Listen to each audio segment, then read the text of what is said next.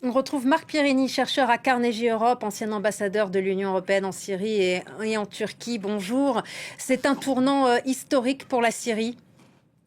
En effet, ayant été ambassadeur de l'Union européenne sous Hafez al-Assad, puis Bachar, j'ai pu constater combien le printemps de Damas, à partir de juin 2000, était une pure illusion.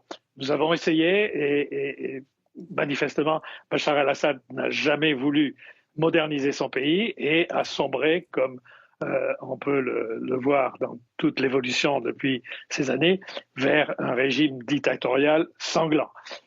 Donc, c'est effectivement un grand soulagement.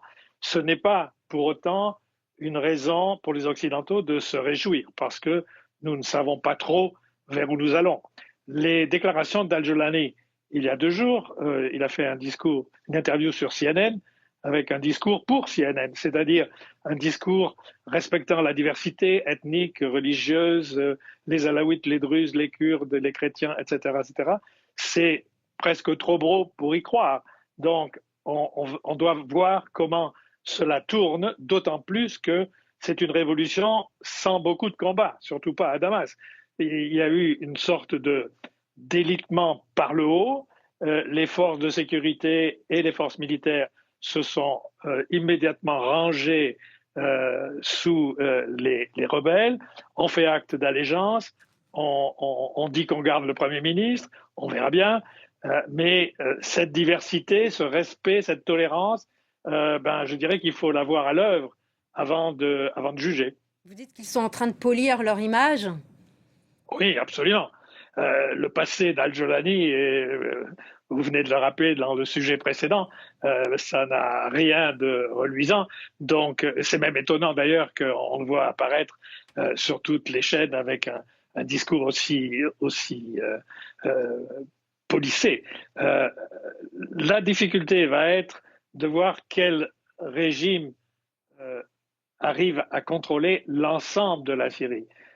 Ce n'est pas clair du tout. On peut très bien avoir un scénario à la libyenne. En Libye, vous avez 2 pays actuellement. En Syrie, vous pourriez en avoir 3 ou 4.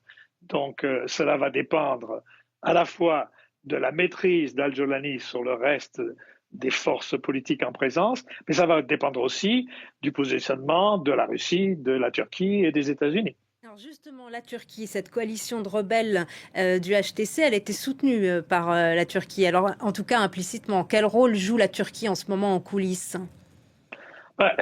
Cette coalition a été entraînée, équipée par la Turquie. On ne peut pas vraiment dire que la Turquie ait appuyé sur un bouton et déclenché cette révolution dans les quelques derniers jours, mais en tout cas, cette révolution finit par obtenir un résultat que la Turquie cherchait depuis longtemps. Le principal problème de la Turquie n'est pas la gouvernance de la Syrie globalement, c'est la zone tampon entre les Kurdes de Turquie et les Kurdes de Syrie. Donc, les dernières déclarations à la fois du président turc et du ministre des Affaires étrangères, comme vous l'avez montré ces jours derniers et ce matin, sont elles aussi très tolérantes. Reste à voir si les forces rebelles du nord, du nord-est essentiellement, qui essaient de pourchasser les Kurdes syriens, vont respecter cette tolérance. Donc, pour le moment, je dirais, la Turquie est relativement satisfaite, mais la chorégraphie de ce qui suit est un peu plus compliquée que juste 2 déclarations du président et du ministre des Affaires étrangères. Et vous pensez qu'il pourrait y avoir une alliance, par exemple? On a vu ça lors de la réunion du processus d'Astana à Doha, des chefs de la diplomatie. Est-ce qu'il pourrait y avoir une alliance entre Moscou et Ankara? Alors, Moscou et Ankara sont traditionnellement dans la région à la fois alliés et opposants. On l'a vu à plusieurs reprises. La Russie a des objectifs ou des intérêts, disons, très spécifiques. Elle a la base aérienne de Heimim à côté de l'attaquer et la base navale de Tartus. Apparemment, elle vient d'enlever la plupart des équipements sensibles de ces 2 bases. Bien. Mais ces 2 bases ont un intérêt stratégique énorme pour la Russie. La base maritime, parce que c'est le point de ravitaillement de sa flotte méditerranéenne, qui, je le rappelle, ne peut actuellement pas traverser les détroits turcs et rentrer à Sébastopol, en vertu de la Convention de Montreux.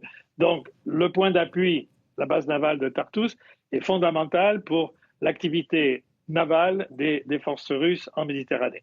Par ailleurs, la base aérienne de Heimin, elle est fondamentale pour l'action de la Russie en Afrique. Le transport des équipements, des troupes, c'était important déjà du temps de Wagner, c'est aujourd'hui important à cause de cette nouvelle force qu'on appelle l'Africa Corps, mais c'est extrêmement compliqué à gérer si vous devez faire des vols sans escale depuis la Russie jusqu'au sud de la Libye ou en Centrafrique. Donc la Russie garde un intérêt majeur en Russie. Comment elle va les faire prévaloir? Difficile à dire à ce jour. Donald Trump, lui, prendra ses fonctions de président des États-Unis le 20 janvier prochain. Il a déclaré que Bachar al-Assad, ce matin, après l'OSDH, l'Observatoire syrien des droits de l'homme, il a déclaré que Bachar al-Assad avait fui la Syrie après avoir perdu le soutien de son protecteur, la Russie. On se souvient que pendant son premier mandat, il avait décidé de frapper le territoire syrien, mais ça n'avait ensuite, il n'y avait pas eu de changement. La donne n'avait pas changé par la suite. Alors, pendant sa première présidence, Donald Trump a eu des positions changeantes. Il a d'abord décidé de retirer les troupes américaines de l'Est de la Syrie, puis il y a renoncé, puis il a voulu y revenir, et puis il y a renoncé de nouveau. Aujourd'hui, la ligne générale qu'il poursuit, pas seulement en Syrie, mais ailleurs aussi, c'est plus de troupes américaines impliquées dans des guerres, laissant tous ces gens se débrouiller entre eux. C'est pas tout à fait aussi simple, naturellement, parce que immédiatement à l'est de l'Euphrate, il y a des troupes américaines, plus ou moins 900 en ce moment, et immédiatement à l'ouest de l'Euphrate, donc au nord-ouest de Deir ez-Zor, il y a les restes de l'État islamique.